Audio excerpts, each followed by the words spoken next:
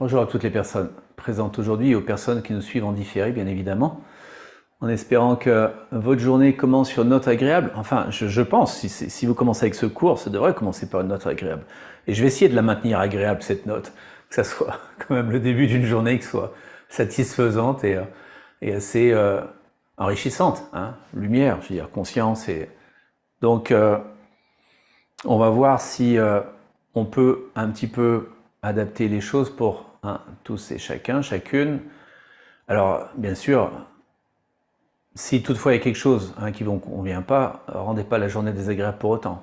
Prenez un bloc de plus, une couverture de plus, une sangle de plus, adaptez la posture.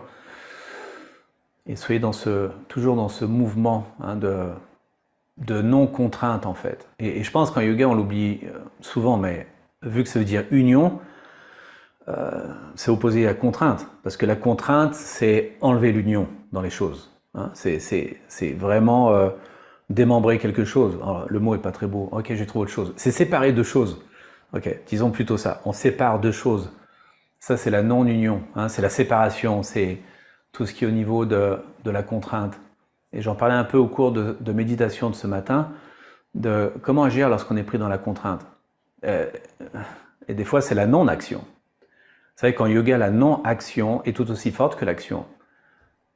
C'est dommage, dans nos sociétés occidentales, ne pas agir est vu comme signe de faiblesse ou comme signe de désœuvrement. Non, ne pas agir en yoga, c'est une force. Ça ne veut pas dire que c'est toujours la solution, c'est sûr. Il y a d'autres situations où on doit agir. Mais lorsqu'on est en union, lorsque les choses sont assemblées ensemble, et que chacune de ces choses, mentales, physiques, spirituelles, sont mises ensemble, on a beaucoup plus de discernement sur agir ou ne pas agir. Et du coup, ça nous donne une certaine forme de justesse. Et ce que je leur disais ce matin, c'est jamais de juger nos actes par rapport à ce que les autres en pensent, mais de toujours les comprendre par rapport à la justesse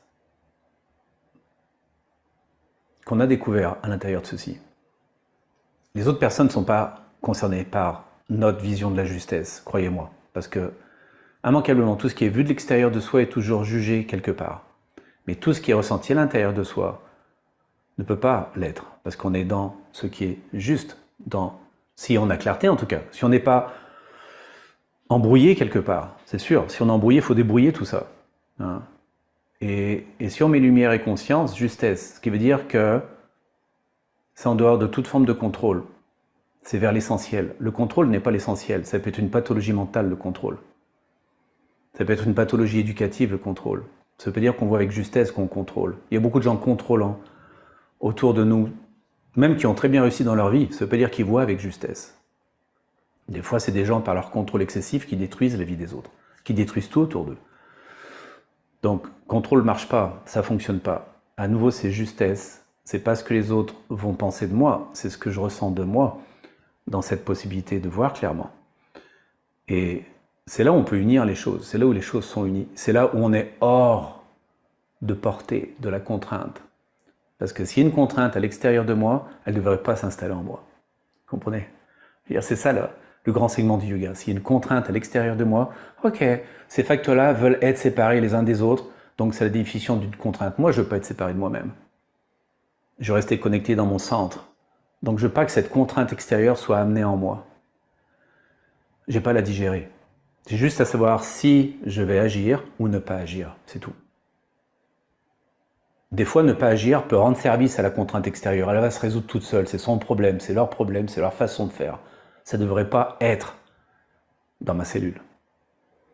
Et des fois, je vais agir parce que ça va me permettre aussi de participer à quelque chose. Si je suis disponible, si je suis reconnu, si je suis véritablement validé dans cette intervention, peut-être ça sera un acte de guérison pour moi aussi.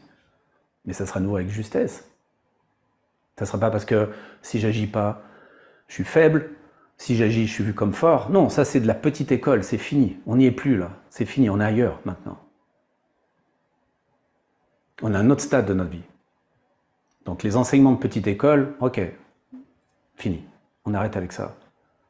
Est-ce que la chose est juste? Est-ce qu'elle est lumineuse? Est-ce qu'elle permet de pouvoir être en union, quelque part? Ça c'est vraiment important.